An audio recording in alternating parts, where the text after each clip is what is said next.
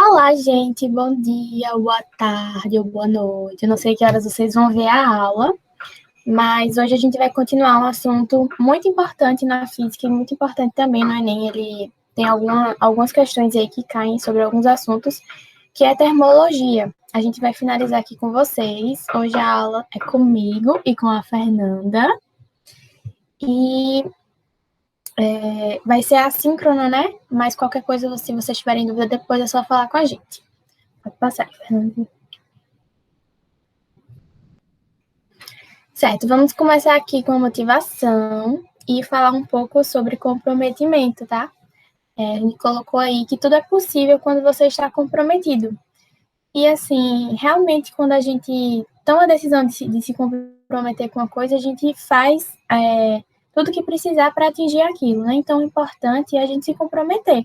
Se vocês tomam a decisão, a partir do momento que vocês tomam a decisão de se comprometer, vocês vão ver que vai ser muito mais fácil vocês dizerem não para as coisas que vão lhe distrair e continuar focado.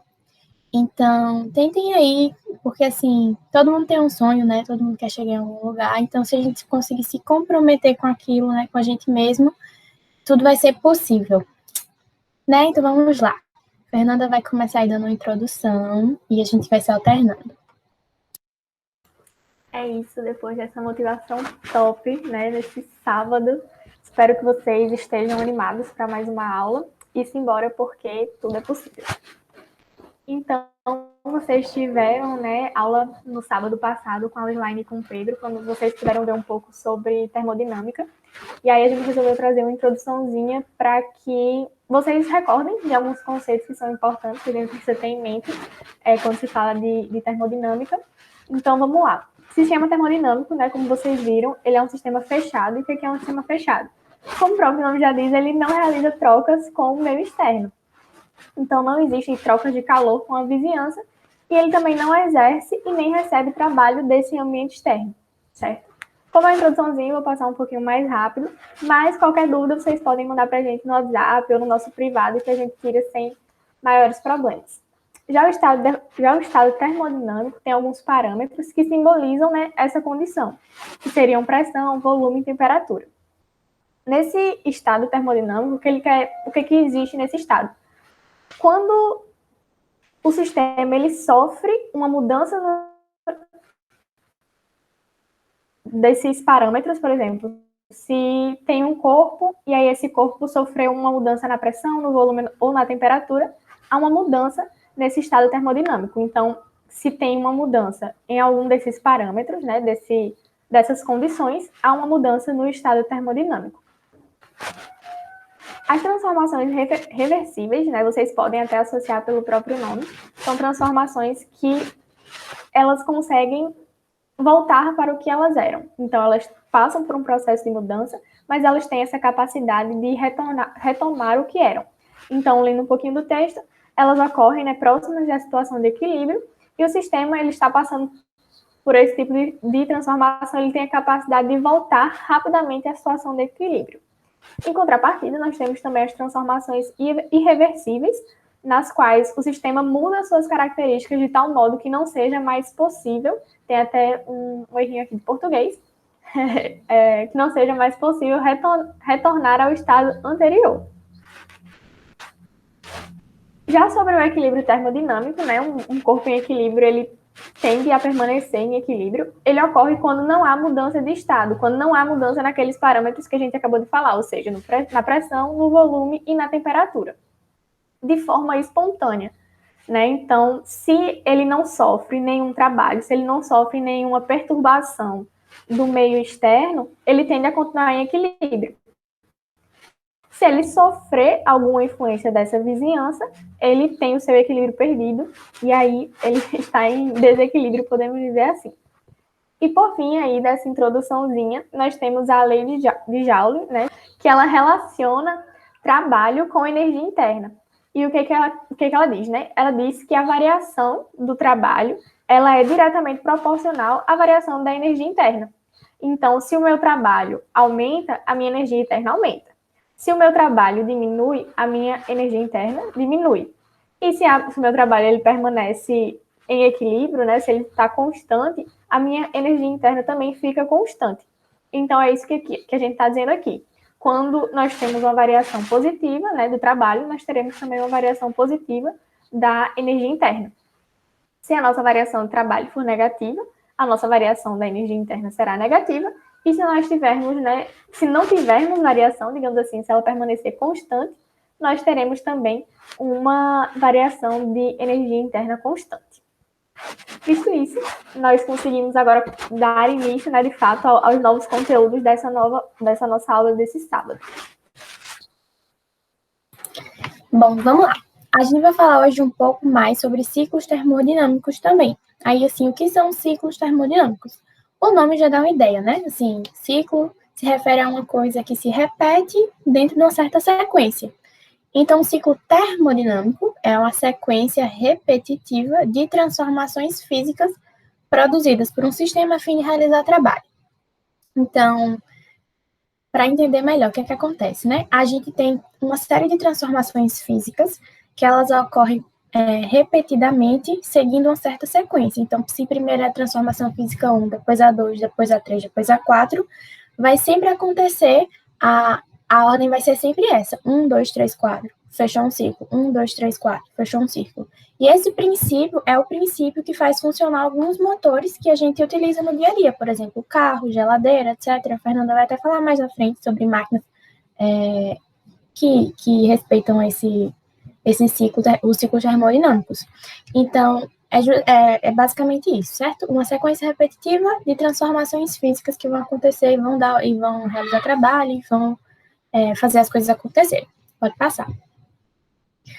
Temos alguns ciclos conhecidos, alguns ciclos termodinâmicos conhecidos, que são o ciclo de Carnot, ciclo de Otto, de Diesel, de Rankine e de, eu acho que é Starling, não sei como se pronuncia direito, mas geralmente o ciclo que é mais cobrado para a gente assim no Enem é o ciclo de Carnot, e já vi algumas questões também de ciclo de Diesel. Eu vou explicar mais detalhadamente o ciclo de Carnot para que seja mais objetivo, né? E se vocês entenderem bem ele, vai abranger uma quantidade de questões legais que geralmente cai.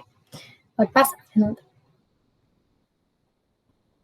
Bom, Nicolas Leonard Sadi Carnot, ele era um engenheiro francês que foi responsável por pensar em todo esse funcionamento de máquinas térmicas funcionando a rendimento 100%, que vocês vão ver daqui para frente, e foi ele, daí que vem a origem do nome, né? Ciclo de Carnot.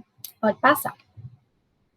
Vamos ver o que acontece e o que é um ciclo de Carnot. Então, ele é um ciclo termodinâmico, como a gente viu, só que ele é um ciclo termodinâmico ideal. O que é isso, né? Ele apresenta apenas o funcionamento teórico de uma máquina. Então, na realidade, não existe uma máquina térmica que funcione de acordo com o ciclo de Carnot, porque o ciclo de Carnot é um ciclo ideal, é um ciclo teórico. Ele fala que uma máquina teria um rendimento de 100%, quando, na verdade, a gente não consegue fazer com que isso aconteça na realidade, né? Então, ele é um ciclo reversível. Então, se você faz uma transformação num sentido para outro sentido, você pode voltar do sentido que você foi para o que você está. E é formado por duas transformações isotérmicas, se vocês lembram da aula da Wisline do Pedro, são transformações a temperatura constante, a temperatura não muda. E essas transformações isotérmicas, elas se alteram com duas transformações adiabáticas. O que são transformações adiabáticas? Aquelas que são tão rápidas que você não consegue ter troca de calor com o meio externo. Então, a quantidade de calor no início e no final é a mesma, não há troca com o ambiente externo, tá? E todas as trocas de calor desse sistema são isotérmicas, certo? Pode passar mais isso, para a gente entender melhor. Então, o ciclo de Carnot, ele começa ali na ponta superior, na expansão isotérmica, aí ele obedece a essa expansão isotérmica, depois ele vai para uma expansão adiabática, depois ele comprime isotermicamente e volta ao estado inicial com uma compressão adiabática. Isso, Fernanda, obrigada. Bom, vocês vão reparar que o eixo horizontal é o eixo que representa o volume e o eixo vertical é o eixo que representa a pressão. Nessa primeira expansão isotérmica, no início dela, vocês vão ver que o sistema está submetido a um volume inicial E quando você percorre toda a linhazinha e chega lá no final, ele vai estar submetido a outro volume. Mas se você reparar, o primeiro volume era um volume menor e o segundo volume era um volume maior, que estava mais à frente ali no eixo do volume. Então, se você sai de um volume menor para um volume maior, você expande, né? O sistema, ele aumenta, assim, o volume. Então, por isso que a gente chama expansão. E a isotérmica, porque acontece a temperatura constante. Aí, quando você chega ali na expansão adiabática, a mesma coisa, o início dela está num volume e o final dela está em outro volume, sendo que o volume inicial continua sendo menor que o volume final. Mesmo que tenha sido uma expansão menor, ainda assim foi uma expansão porque o volume aumentou. Só que agora é uma expansão adiabática, porque não troca calor com o ambiente. E esse mesmo raciocínio a gente vai adotar para compressão e para compressão isotérmica e para adiabática. Ali onde a Fernanda está mostrando, ó, na temperatura 2, começa ali a compressão. Só que sai de um volume maior e vai para um volume menor. Então, se sai de um volume maior para um volume menor, diminuiu o volume, teve uma compressão. E é uma compressão isotérmica, porque também ocorre a temperatura constante. E o último trecho do ciclo é uma compressão adiabática. Vocês vão reparar que vai ser uma compressão mínima ali, porque o volume que começa é um volume ligeiramente maior que o volume que termina, só que ainda assim diminui o volume, então ainda assim é uma compressão. Só que é uma compressão adiabática, porque não troca calor com o ambiente. Então, as duas linhas, os dois trechos, tanto o de cima quanto o de baixo, são expansões e compressões, só que são isotérmicos, e os trechos que estão assim mais na vertical são compressões e expansões, só que são adiabáticas. Então, onde é que a gente ocorre troca de calor? Só na expansão e compressão isotérmica, porque na compressão e expansão adiabática, por serem adiabáticas, não ocorrem trocas de calor, certo? E se vocês repararem, a gente também só tem mudança de temperatura nesses processos adiabáticos, ó. Na expansão adiabática, a temperatura saiu da temperatura T1 para uma temperatura T2, e na compressão, ela começou na temperatura T2 e volta para a temperatura T1, que era a temperatura inicial. Então, se vocês não entenderam, volta um pouquinho para fixar bem esses dois conceitos. Pode passar, Fernanda.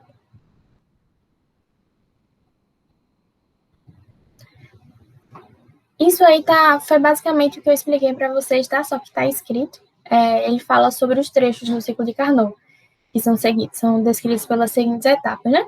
Primeiro, o gás sofre uma transformação isotérmica, se expande, absorve a quantidade de calor Q1 e de uma fonte quente a temperatura T1. Depois a gente vai para a transformação isotérmica, depois uma transformação adiabática e assim por diante. Se vocês também não entenderem o que eu expliquei, vocês podem ler por essa parte. Não vou falar para não ficar repetitivo, mas pode passar.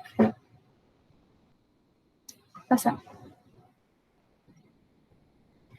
Certo. Aí, ó.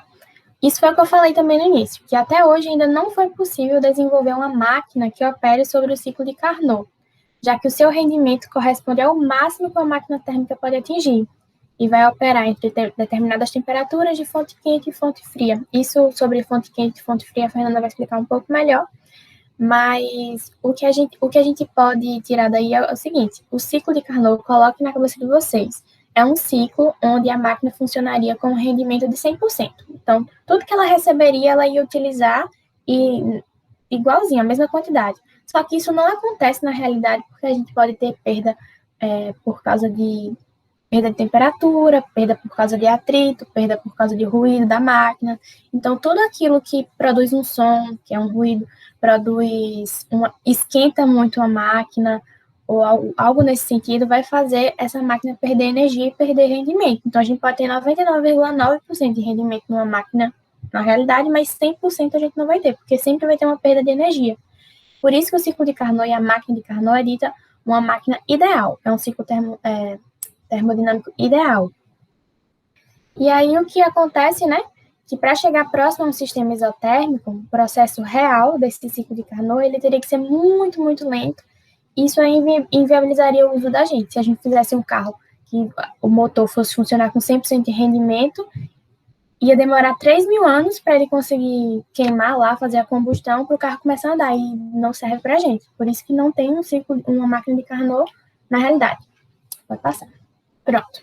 Agora vamos para as leis da termodinâmica. Vocês chegaram a ver com a slide com o Pedro a primeira lei, se não me engano, mas acho que foi. E hoje a gente tem, na verdade, a gente tem quatro leis, né? A lei zero da termodinâmica, a primeira lei da termodinâmica, a segunda e a terceira. Só que a gente vai falar com vocês, revisar a primeira lei e falar da segunda lei, né, na aula de hoje. Bom, começa aí, né, que a termodinâmica, ela é um ramo da física, uma área da física, que ela foi criada durante a Revolução Industrial. Por quê? Na Revolução Industrial, abre aqui uma aspas de aula de história, né? Ela começou lá com aquelas máquinas a vapor para fazer as máquinas de fiar, fazer os tecidos e tudo mais para vender. Inglaterra era forte com tecidos, lembrem-se disso.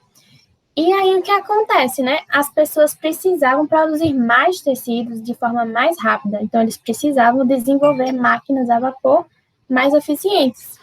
E isso foi obtido de acordo com os estudos da termodinâmica. Então, as leis da termodinâmica elas foram descobertas aí nesse período de Revolução Industrial por conta dessa necessidade. Pode passar. Então, as leis da termodinâmica estudam os sistemas em que há trocas de energia e como esse calor vai alterar os estados de temperatura, a pressão e o volume em um processo físico. Então, a gente vai estudar agora as trocas de energia e o que acontece quando existem essas trocas de energia, né? O que acontece com a temperatura, com a pressão, com o volume. Vamos fazer essas relações. Pode passar. Bom, lembrando aí da primeira lei da termodinâmica, basta colocar na cabeça de vocês, primeira lei da termodinâmica, princípio da conservação da energia, tá? Um sistema nunca vai criar energia ou ele vai destruir uma energia. Ele, se for acontecer uma mudança, ele só vai transformar a energia de uma forma para outra. Nada se cria, nada se perde, tudo se transforma, né? Vocês já aprenderam isso em química, e é basicamente o que a primeira lei da termodinâmica fala. Então, ó, basta vocês lembrarem disso e saberem essa formulazinha. A variação da energia interna, né, ΔU, é igual a Q menos esse talzinho. Então, variação da energia interna é igual ao trabalho, é igual ao calor, né, que é trocado com o ambiente, menos o trabalho que é realizado pelo sistema na vizinhança. Não é o trabalho que o sistema sofre, é o trabalho que ele realiza. Prontinho. Agora chegamos aqui no nosso foco mais assim da aula de hoje, que é a segunda lei da termodinâmica. Então, o que ela fala, né? Ela é basicamente uma análise numérica, assim, mais quantitativa desse processo termodinâmico. Tem dois enunciados aí, que é o de Clausius e o de Kelvin, que eles falam de uma forma diferente, mas que eu vou ler para vocês ficarem cientes, mas depois eu vou falar de uma forma mais simplificada, tá? Clausius diz assim: é impossível um sistema que apenas transfira calor de uma fonte fria para uma fonte quente. Ou então, só é possível calor ir de uma fonte fria para uma fonte quente, fornecendo energia ao sistema. Já Kelvin diz como: em uma transformação cíclica, é impossível transformar toda a energia térmica, ou seja, transformar todo o calor recebida de uma única fonte quente em energia mecânica. Mas, tá, eu não entendi nada que você falou. Então tá, não tem problema, tá tudo bem. A gente vai entender de uma forma mais fácil agora. Pode passar. O que essa lei, basicamente, vocês têm que entender da segunda lei da termodinâmica, tá? O calor, ele nunca vai de um corpo frio para um corpo quente. Ele sempre, a não ser que você force ele aí, a não ser que você realize um trabalho e faça, vá, meu filho. Entendeu? Tem que ter uma influência do ambiente externo, da U externo para isso acontecer. Mas, espontaneamente, o calor sempre vai de um corpo mais quente, temperatura maior, para um corpo mais frio, de temperatura menor. Quando vocês estão com frio, tá todo mundo com frio, e aí fala, vamos aqui todo mundo se abraçar, calor humano, para esquentar, né? O que acontece? Vão ter pessoas que estão ali com a temperatura do corpo ligeiramente mais baixa, vai estar mais frias, e pessoas com a temperatura um pouco mais alta, vão estar mais quentes. Quando vocês se juntam, por exemplo, sei lá, se abraçam, o calor, a pessoa que está com mais frio, ela vai se sentir mais quentinha, né? Porque acontece, a pessoa que está com o corpo mais quente o calor vai ser desse corpo com a temperatura maior, vai sair do corpo da temperatura maior para o da temperatura menor. Então, é isso que acontece, tá? Assim, de forma espontânea, o calor sempre vai do do corpo mais quente para o mais frio, a não ser que você force, que você realize um trabalho para acontecer o contrário, mas espontaneamente é dessa forma, tá? E também nem todo o calor ele é transformado em trabalho. Como eu falei, uma parte é perdida, né? Então, assim, sempre vai ser perdida energia para se acontece ruído, se esquenta demais, essas coisas. Bom, gente, a segunda lei ainda fala para a gente que a entropia ela só pode mudar em uma direção. Isso significa dizer, né? Vocês podem interpretar assim, a entropia de um sistema sempre aumenta. Então, o que quer dizer isso, né? Primeiro que a entropia seria basicamente ela ia contar para a gente sobre o grau de desordem que acontece em um sistema. Então, do início de um processo que acontece no sistema físico até o final, vão acontecendo alguns processos, e toda vez que acontece algum processo, vão ter ali perda de energia, algumas mudanças de estado, e tudo isso, toda essa desordem que acontece faz a entropia aumentar. Então, significa que a cada vez que o processo ele vai se desenvolvendo, significa que a entropia também aumenta, certo? E é esse enunciado que a segunda lei da termodinâmica também fala para a gente. Bom, vou continuar apresentando aqui. E, Fernanda. Tá, então agora a gente vai começar a falar um pouco sobre as máquinas térmicas, né? E o que uma máquina térmica faz, assim, resumidamente, porque a gente quer o quê? Praticidade. Então, uma máquina térmica, ela pega uma energia térmica, então ela pega uma fonte de calor e ela transforma essa energia em trabalho mecânico, certo? Então, quando a gente lembrar de máquina térmica, a gente lembra que ela pega uma energia térmica e transforma em trabalho mecânico. Pode passar, Diana. Então, o que uma máquina térmica ela precisa ter? Se não tiver, a gente pode bater o pé e falar assim, não é uma máquina térmica. Então, elas precisam de uma fonte de calor e uma substância de trabalho. Essa substância de trabalho, ela precisa ser capaz de ter o seu volume modificado e, como consequência dessa mudança de volume, ela conseguir movimentar algum mecanismo. E aí, o que seriam esses mecanismos? Seriam válvulas ou pistões.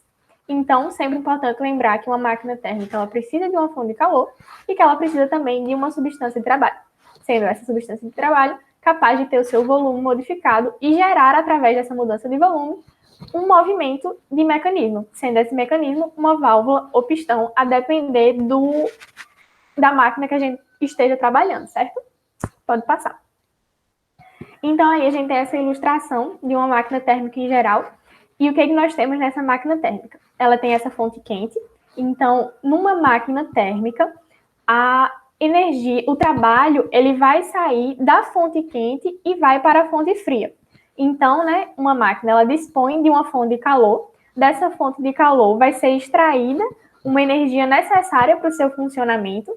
Então, como eu estava falando, essa energia, né, que sai aqui da fonte quente, ela não vai ser 100% transformada em trabalho. Então, esse restante da energia, ele vai vir aqui para a fonte fria, que ela também, outro nome, né, que é interessante a gente lembrar, é que fonte fria pode ser chamada de sorvedor. Então, a gente pode lembrar, sei lá, de sorvete. Sorvete é gelado, então a gente tem uma fonte fria, que é o sorvedor. Então, essa energia que ela não foi transformada em trabalho, ela vai descer aqui para a nossa fonte fria, né, que é o calor frio. É muito importante a gente lembrar que calor não quer dizer quente, porque a gente tem aqui uma fonte quente com um calor quente, mas a gente tem aqui uma fonte fria e perceba que o termo calor, ele também é usado, mesmo quando ele é frio, porque a gente está falando de energia. Então, o calor, ele não está necessariamente ligado à sua temperatura, porque o calor, ele é, né, o conceito de calor é energia em trânsito. Então, ele não está intimamente ligado à questão de temperatura, e sim à energia. Por isso que a gente consegue afirmar que um calor, ele pode ser sim frio. Então, lembre-se, anote aí no seu caderno, coloque marca-texto, bote umas setas enormes dizendo assim, não esquecer que calor não está intimamente ligado com temperatura. Então, esse é o funcionamento aí de uma forma genérica da nossa máquina térmica. Mais uma vez, para a gente fixar e não esquecer, vamos ter uma fonte quente, e dessa fonte quente será extraída uma energia, um calor, necessário para o funcionamento da máquina. Essa energia vai ser transformada em trabalho e, como nós sabemos que uma máquina real não transforma 100% do calor em trabalho, uma parte do calor vai ser dissipado. esse calor, né, esse calor frio, ele vem aqui para a nossa fonte fria ou sorvedor e ele é dissipado, certo? Ele é transformado em algum outro tipo de energia sem ser necessariamente o trabalho, visto que não temos uma máquina ideal. E como é que funciona essas máquinas térmicas? Como a Diana falou lá no começo, nós temos os ciclos, né? Os ciclos termodinâmicos. E então, uma máquina térmica, ela opera de acordo com esse ciclo termodinâmico. Não necessariamente esse círculo aqui, mas ela sempre vai estar respeitando um ciclo termodinâmico. Ou seja, ela corre, né? Ela corre de acordo com sequências de estados termodinâmicos que se repetem. Se a gente tem um ciclo, a gente tem uma repetição. Como visto anteriormente também, esses ciclos eles apresentam diferentes estados de volume, pressão e temperatura. Lá, quando a Diana falou de expansão e compressão adiabática, expansão e compressão isotérmica, então é basicamente isso que acontece. Esses ciclos, né, eles representam diferentes estados de volume volume, pressão e temperatura, e as máquinas térmicas ocorrem de acordo com ele, sendo válido lembrar também que normalmente eles estão representados aí no eixo vertical com a pressão e no eixo horizontal o volume, a variação do volume. E as máquinas frigoríficas? Muito bom quando a gente chega no final de assunto, porque a gente tá o quê? Tem assunto curtinho, então a gente tem o quê? Aula rápida. Aula rápida é o quê? Bom, porque a gente vai fazer o quê? Vamos treinar um pouco com alguns exercícios e aí a gente já fica de boas, né? Livre aí no nosso restante do sábado para as próximas aulas. Então, uma máquina frigorífica, ela é o oposto, né? Tipo, a gente sabe, como a Diana falou tudo nessa aula. O que acontece? A gente tem que a energia, ela sempre vai do lugar quente para o lugar frio. Em outras palavras, falando um pouquinho mais bonito, a gente tem que a energia ela está em trânsito do lugar mais energético para o lugar menos energético. E aí, o que seria um lugar mais energético aí, falando de temperatura? Realmente é um local mais quente. Por quê? Porque as moléculas, elas estão ali, ó, agitadonas, doidonas, uma batendo na outra. E esse fato de estar colidindo, tendo colisões entre moléculas, ela gera aí calor. Então, se a gente tivesse um corpo quente, um fluido quente, bem quente, uma temperatura elevada, e a gente colocasse, sei lá, numa visão, não sei se microscópica seria a palavra certa, mas se a gente conseguisse ver as moléculas desse ambiente, a gente iria conseguir enxergar moléculas lá com várias colisões, se movimentando, muito energéticas. Então, um local muito energético, termodinamicamente falando, é um local quente. Então, a gente viu que, normalmente, ela vai lá do lugar quente para o lugar frio, do lugar mais energético para o lugar menos energético. Lá, como a gente viu na segunda lei da termodinâmica, de acordo com o enunciado de Clausius, que o corpo ele tende a ceder energia do lugar mais quente para o lugar mais frio. Se acontece o inverso, a gente precisa de quê? De uma força, de um trabalho externo, que é o que acontece aqui nas máquinas frigoríficas. Nas máquinas frigoríficas, elas pegam o calor da fonte fria e levam para a fonte quente, certo? Então, como é que isso funciona para a gente conseguir fazer esse funcionamento sem quebrar a segunda lei da termodinâmica de acordo com Clausius? A gente coloca aí uma fontezinha para trabalhar. Então, lendo aqui para vocês, para talvez ficar um pouco mais claro na cabeça de vocês, o fluido de trabalho ele é submetido a um ciclo de sentido anti-horário, né? Porque a gente sabe lá no ciclo, normalmente, que a Diana mostrou, a gente segue o sentido horário do relógio, certo? Como a máquina frigorífica é o oposto, a gente vai seguir o sentido anti-horário. Dessa forma, ele retira certa quantidade de calor da fonte fria e cede calor para a fonte quente. Então, ele está indo da fria para quente, da fria para quente, certo? Então, aqui tem uma ilustraçãozinha, ó. Temos aqui uma fonte fria, né, um sorvedor, por exemplo, que ela está liberando calor. Então, ela libera calor, só que aí a gente precisa de um trabalho para que essa fonte fria, né, esse calor saído da fonte fria, chegue até a fonte quente. Então, normalmente, né, como a gente está falando de máquinas frigoríficas, esse trabalho é realizado por um gás, certo? Um gás comprimido normalmente. Então, a passagem de calor da fonte fria para a fonte quente é realizada através de um trabalho externo, sendo esse trabalho realizado por um gás ou por um compressor, por exemplo. Então, é basicamente isso. A gente lembrar que máquinas térmicas do quente para o frio, máquina frigorífica do frio para o quente. E aí a gente trouxe o quê? Máquinas frigoríficas no cotidiano. Como a gente já deve imaginar, né, pelo nome, máquinas frigoríficas, o que a gente consegue imaginar? Freezer, refrigerador, geladeira. Então, no caso de uma geladeira doméstica, né, que é uma máquina frigorífica, a fonte fria é o congelador. É comum ter questões sobre isso, tá, gente? Então, a fonte fria é o congelador, a fonte quente é o meio ambiente e o trabalho é realizado pelo compressor da geladeira. Aquelas geladeiras mais antigonas, que tem aqueles ferrinhos atrás da geladeira que normalmente a gente coloca a roupa para secar. Eu, particularmente, já fiz bastante quando eu estava na escola ainda, que eu lavava a farda e a farda não secava, onde é que a gente botava atrás da geladeira. É errado? Também. Erradíssimo. Porque isso Não pode dar façam um isso. problema. Então, Mas não já estamos fizemos. recomendando. Mas há quem faça. Então, aquilo ali é o esquema, né? É o aparelho que está tirando o calor da fonte fria e jogando no meio ambiente, né? No meio externo. Porque a gente quer o quê? Que a nossa geladeira ela conserve os alimentos gelados e, se for na parte de cima, né, no freezer, que eles continuem congelados. Então, é basicamente isso que acontece, assim, do funcionamento. Fonte fria lá, o freezer, fonte quente, o meio ambiente, o trabalho ele é realizado pelo compressor, que nas geladeiras mais antigonas nós conseguimos observar. Dito isto, a gente vai fazer o que agora? Praticar, porque sempre bom a gente pôr em prática para que a gente consiga ver, será que realmente eu entendi? Será que essa explicação foi realmente suficiente? Então a gente tem o quê? Vamos botar em prática para saber se vocês realmente aprenderam. Então a dica é, pausa o vídeo aí, tenta fazer sozinho, se acertar, top, assiste a explicação para ver que, realmente é isso, eu estava 100% certa. Mas se errar, tudo bem, não se desespere. Você vai botar no play e vai ver a explicação. E se ainda assim não entendeu, vem no zap que a gente responde. Embora. Certo, gente, vamos partir agora para questões, pois vocês já sabem que com matéria de exata, né, se não praticar, não vai adiantar. Então, vamos lá. Ó, questão de Enem, tá? 2016, se não me engano. Fala assim, até 1824, acreditava-se que as máquinas térmicas, cujos exemplos são as máquinas a vapor e os atuais motores a combustão, poderiam ter um funcionamento ideal.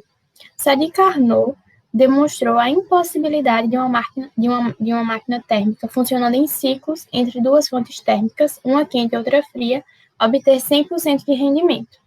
Tal limitação ocorre porque essas máquinas, letra A, realizam trabalho mecânico, letra B, produzem aumento da entropia, letra C, utilizam transformações adiabáticas, letra D, contrariam a lei da conservação da energia, letra E, funcionam com temperatura igual à da fonte quente. Pausa aí, tenta responder. E se não responder, continua vendo, porque eu vou explicar, né? Então, vamos lá. Uma máquina térmica que funciona sobre um ciclo de Carnot não pode ser uma máquina que a gente use na realidade. Por quê? Por qual limitação? A letra A fala porque elas realizam trabalho mecânico. É verdade. Uma máquina térmica realiza trabalho mecânico, como a Fernanda falou. O calor lá sai de uma fonte quente e passa pela máquina térmica e realiza um trabalho. Correto. Então, isso não é uma limitação. Isso realmente precisa acontecer para que seja uma máquina, para que funcione. Então, a letra A está incorreta, porque não é uma limitação.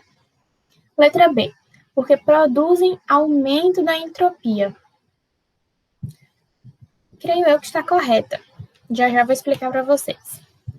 Letra C, utilizam transformações adiabáticas. Por que está errada essa alternativa, tá? As transformações adiabáticas, elas, como a gente sabe, elas não trocam, né, calor com o ambiente externo. Então, não faz sentido ser essa limitação, porque não ia fazer muita diferença. É como se a gente tivesse alguma coisa funcionando com 100% de rendimento, já que não trocou calor, já que não perdeu energia, porém também não está realizando trabalho, né? Porque é como se não adiantasse, se um ciclo tivesse só transformação adiabática. Por isso que não é essa a limitação, porque não faria diferença. A letra D, porque elas contrariam a lei da conservação de energia. Gente, tudo tem que obedecer à lei da conservação da energia, tá?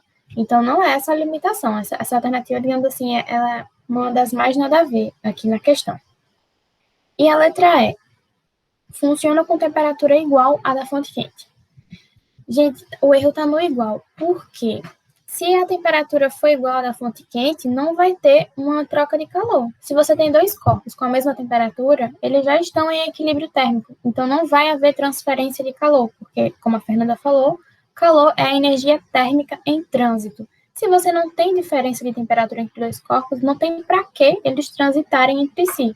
Então, não dá para ser com temperatura igual, porque não ia ter funcionamento. As máquinas térmicas, elas funcionam com temperatura ligeiramente menor do que a fonte quente, geralmente, tá? Então, nos sobra ali a letra B. A limitação ocorre porque elas produzem aumento da entropia. Por quê, Diana? Lembrando que entropia, né, aquele grau de desordem e tudo mais. Então, por que acontece isso? Quando a gente tem uma máquina térmica real, a gente vai ter algumas perdas, como eu comentei, por conta de atrito, por conta de ruído, por conta de esquentamento. Um carro, por exemplo, quando ele funciona, né, para o motor funcionar, para o carro se movimentar, ele precisa queimar. Ele precisa fazer ali uma combustão com o ar e o líquido ali que está envolvido para dar o gás e o pistão do carro funcionar. Isso acontece, e quando isso acontece, o motor esquenta. Quando o motor esquenta, existe um sistema de refrigeramento dentro do carro que está ali justamente para esfriar o motor. Então, quando o motor do carro esquenta, isso significa que aconteceu um processo ali que gerou um aumento da temperatura. Esse aumento da temperatura é um escape de energia. Então, aquele sistema perdeu energia na forma de calor, justamente porque esquentou o motor. Quando acontecem esses processos inerentes ao funcionamento das máquinas, né? À medida que vai acontecendo esses processos, como eu falei, a entropia ela vai aumentando, porque a entropia é o grau de desordem. Toda vez que acontece isso, é uma pequena desordem. Então, a máquina térmica ela não pode acontecer justamente por isso. Numa máquina térmica funcionando com um ciclo de Carnot, num modelo teórico, não existiriam essas desordens, essas perdas de energia. Como na realidade existe, é isso que faz uma máquina térmica de Carnot não funcionar na realidade, porque existe um aumento da entropia, né, um aumento da desordem. Não fica ali no 100% ideal, no 100% de rendimento. É isso daí. Vamos agora para a aplicação 2. A aplicação 2, ela se trata de um ciclo de diesel. Aí você falou, Diana, você não falou do ciclo de diesel. Eu fiz isso de propósito, tá? Não foi para vocês não saírem sem entender. Foi para dizer que o Enem, ele é assim. Às vezes, ele dá uma questão para você que geralmente você não estudou muito, só que o Enem tem uma característica que ele meio que explica o assunto esqueci o nome. No enunciado da questão, tá? Então, se vocês analisarem esse enunciado, vocês conseguem responder a questão. E eu vou mostrar como, tá? Ele fala assim: Rudolf Diesel patenteou um motor a combustão interna de elevada eficiência, cujo ciclo está esquematizado no diagrama pressão versus volume. O ciclo de Diesel é composto por 4 etapas, 2 das quais são transformações adiabáticas. O segredo está aqui, tá? 2 das quais são transformações adiabáticas. O motor de diesel é caracterizado pela compressão de ar apenas, com injeção do combustível no final. Então, ele falou, isso aqui é um ciclo de diesel, tá? O gráfico de pressão versus volume. E ele falou pra gente que são 4 etapas. Então, aqui, ó, 1, 2, 3, 4 etapas. E 2 dessas transformações são adiabáticas. O segredo está em a gente localizar as transformações adiabáticas. Vamos analisar primeiro essa transformação aqui, ó, de B para C. Ela é uma transformação que ela está partindo do volume 1, indo para um volume 2. Então, isso é uma expansão. Só que a pressão é constante. Uma transformação a pressão constante é uma transformação isocórica. Então, esse B para C já não é uma transformação adiabática. Mesma coisa ali, ó, a gente analisa para a transformação de D para A. D para A está começando numa pressão maior, terminando numa pressão menor, e o volume é o mesmo. Transformações com o mesmo volume, gente, eu troquei o nome, tá? Aqui é isobárica, pressão constante. Aqui, sim, que o volume que é constante é uma transformação isocórica ou isovolumétrica. Então, pressão constante, isobárica, volume constante, isocórica ou isovolumétrica. Então, as outras duas etapas se tratam de transformações adiabáticas. Então, é nisso que a gente vai prestar atenção. Aí, o que ele pergunta para a gente? Ele fala assim, no ciclo de diesel, o calor é absorvido em... Gente, o segredo está em que? Nas transformações adiabáticas, a gente não tem troca de calor. Então, se a gente não tem troca de calor, nos trechos que tem transformação adiabática, o calor não vai poder ser absorvido, ele também não vai poder ser cedido, justamente porque não troca, o calor vai ficar igual. Então, quando ele falar das etapas CD e das etapas AB, vocês já sabem que não vai ter calor absorvido nessas duas, porque são transformações adiabáticas que não ocorrem trocas de calor. Então, aqui, ó, de A para B e de C para D, pois em ambos ocorre realização de trabalho. A para B é uma transformação adiabática, que não há troca, então nela não pode ter calor absorvido. Já não é a letra A, tá? Aí aqui, de A para B e B para C, pois em ambos ocorre a elevação da temperatura. Falou de novo da A para B. A para B também é transformação adiabática, não há troca de calor, então não pode ter calor absorvido. Já não é a A, já não é a B. Aí ele fala de C para D, pois representa uma expansão adiabática e o sistema realiza trabalho. Aqui, ó, de C para D. É uma expansão, correto, né? Tá saindo do volume menor, indo para um volume maior, e o sistema realiza trabalho. Vamos ver isso daqui. Deixa aí quieto.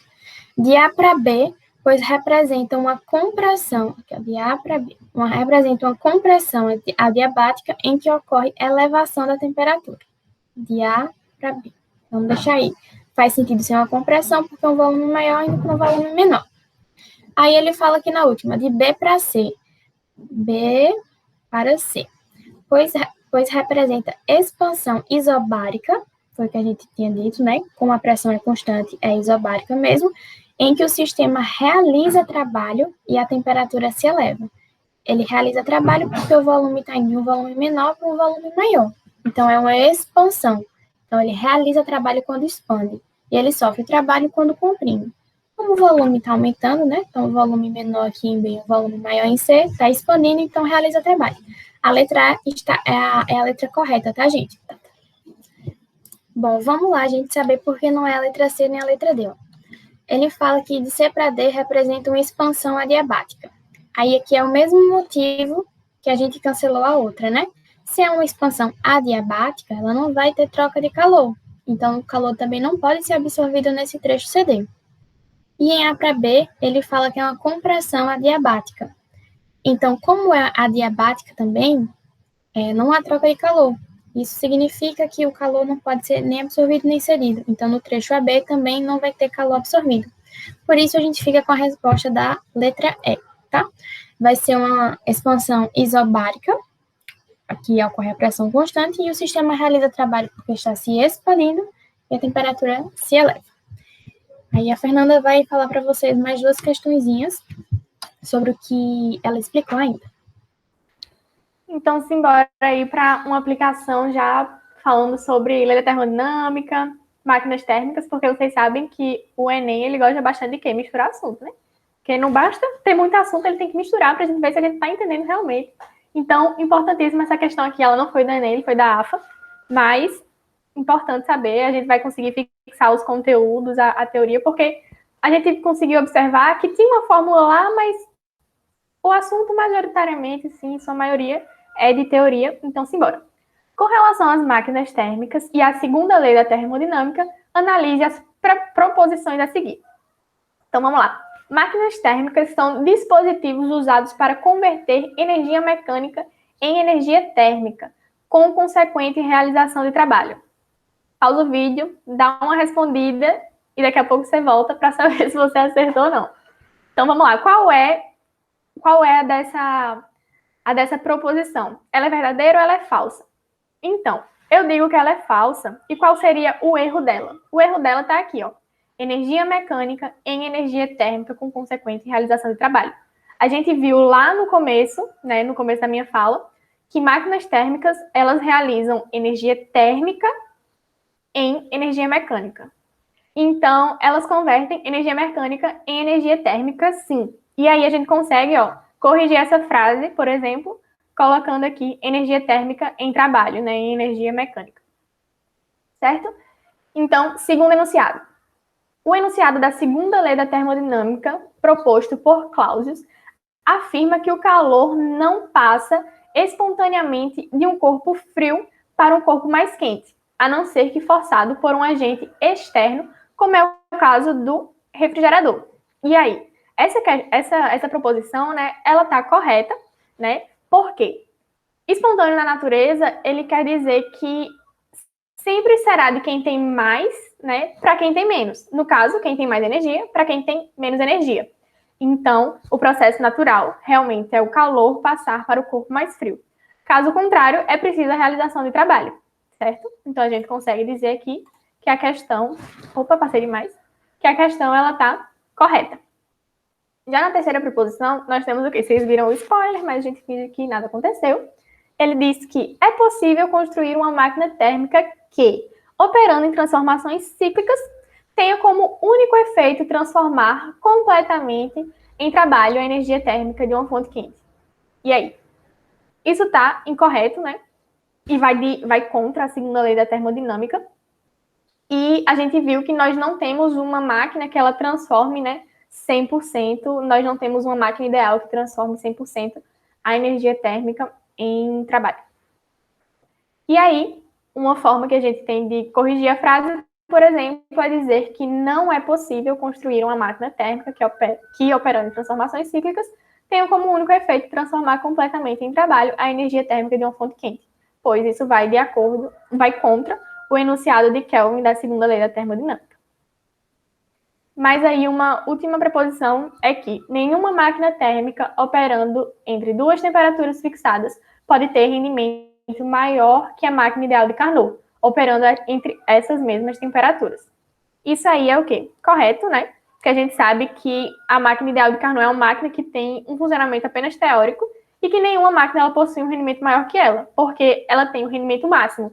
Então não tem como a gente ter um rendimento além do máximo, certo? Então são corretas o quê?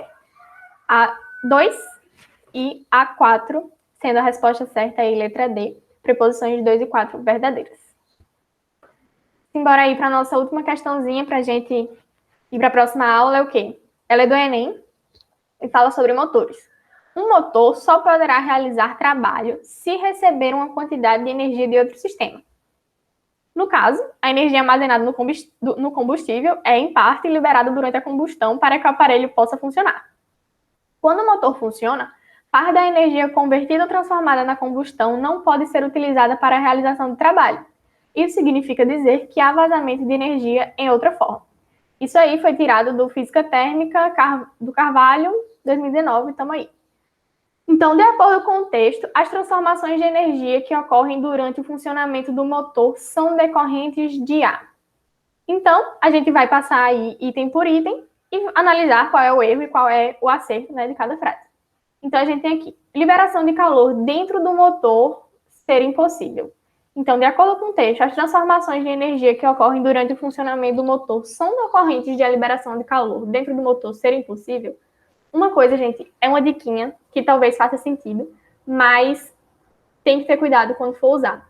Sempre que a gente tiver no nosso enunciado, nas nossas respostas, a palavra impossível, incontrolável, coisas absurdas, sabe? Por exemplo, aqui nessa questão, que ele diz completamente, coisas que extrapolam, assim, a normalidade, a gente pode botar uma pulguinha, assim, atrás da orelha e falar assim, putz, será que realmente não tem nenhum caso que isso aconteça?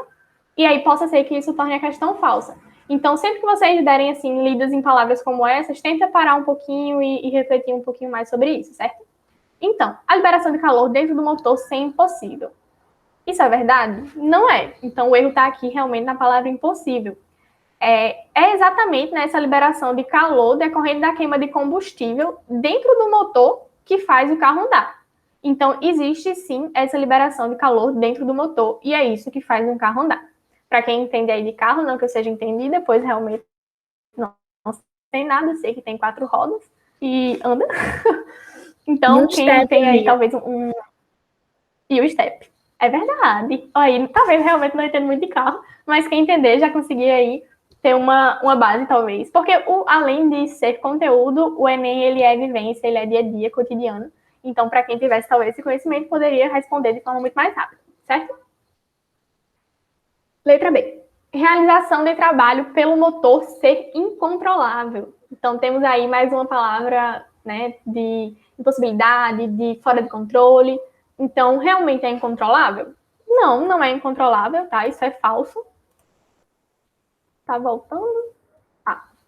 Aqui eu coloquei uma observaçãozinha, né? A liberação de calor decorrente da queima do combustível dentro do motor que faz o carro andar. Então, ela não é incontrolável, certo?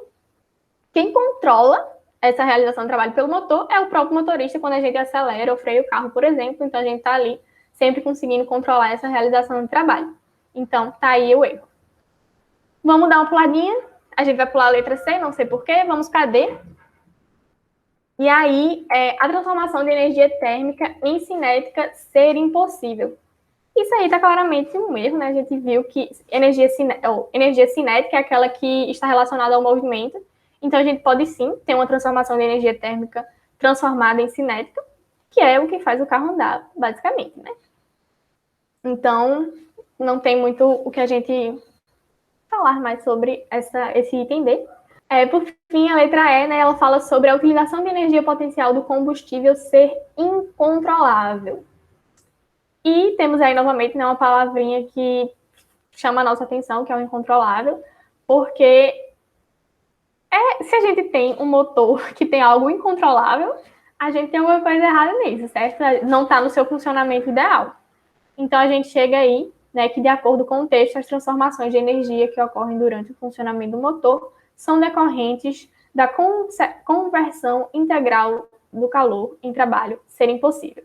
Mas aí vocês percebam. Pô, Fernanda, você falou que quando tu tem a palavra impossível, incontrolável, palavras, né, que realmente chamam a nossa atenção, é falso. Só que aí perceba que aqui é um absurdo realmente.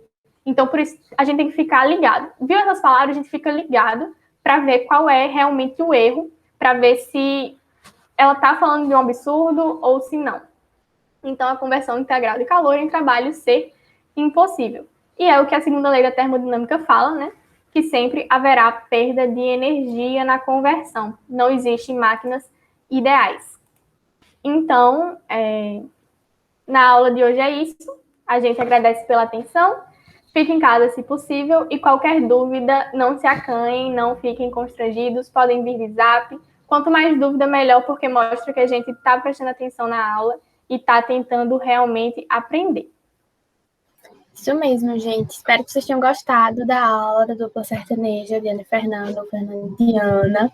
Eu quero saber uma coisa, inclusive. Falam que as nossas vozes são muito parecidas. Eu quero que vocês deem um feedback, falem lá no grupo. Acho igual, então nada a ver. Porque assim, a gente tá tentando sempre provar o contrário, mas os nossos amigos petianos falam que nossas vozes são iguais, que a aula de hoje ia ser com uma voz única. Quero saber de vocês, tá? Mas obrigada, espero em breve ter um encontro síncrono com vocês, pois ainda não conheço, assim, de fato, de conversar.